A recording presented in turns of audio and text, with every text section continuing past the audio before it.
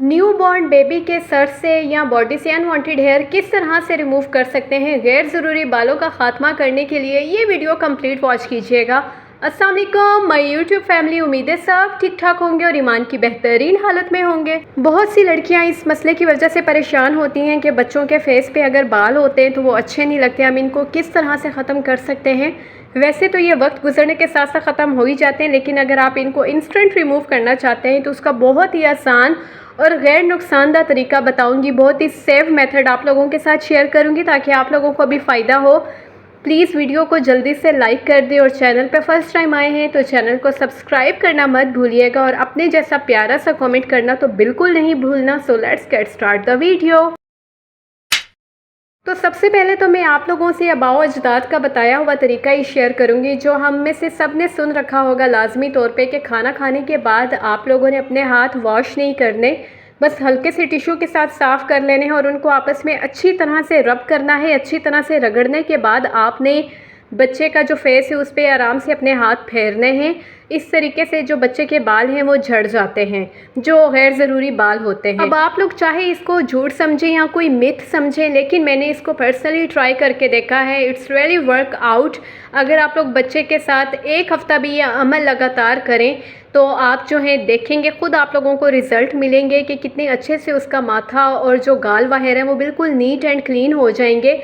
मिर्ची वगैरह नहीं हाथों पे लगी होनी चाहिए, बस आप लोगों ने टिश्यू से अच्छे से साफ़ करना है और बिल्कुल लास्ट पे आप लोगों ने हाथ को अच्छे से रब कर लेना है आपस में।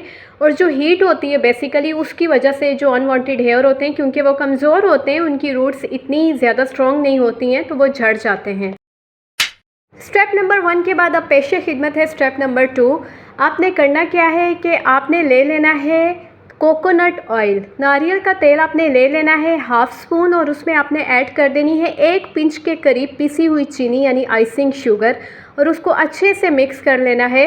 बेबी को डेली आपने ये लगाना है और सिर्फ आपने ये ताज़ा ही बनाना है जब आपने इस्तेमाल करना है। क्वांटिटी आपने यही रखनी है और बहुत ही हल्के हाथ के साथ आप लोगों ने जो बेबी है उसके फोरहेड पे और गालों पे मसाज करना है। इतना ज़बरदस्त फेशियल मसाज है ये बेबी के लिए और इससे बेबी को बहुत ज़्यादा रिलैक्सेशन मिलेगी। इसके बाद बेबी बहुत अच्छे से नैप लेता है, बहुत पुरसुकून नींद सोता है।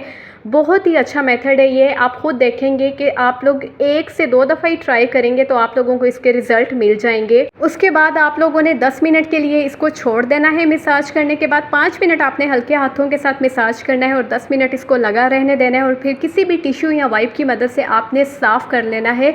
और ये मेथड आप लोग 10 से 12 दिन के बच्चे के लिए भी कर सकते हैं। और उसके बाद लास्ट स्टेप है जी मॉइस्चराइज़ करना। बेबी की स्किन को आपने फिर बहुत अच्छे से मॉइस्चराइज़ करना है।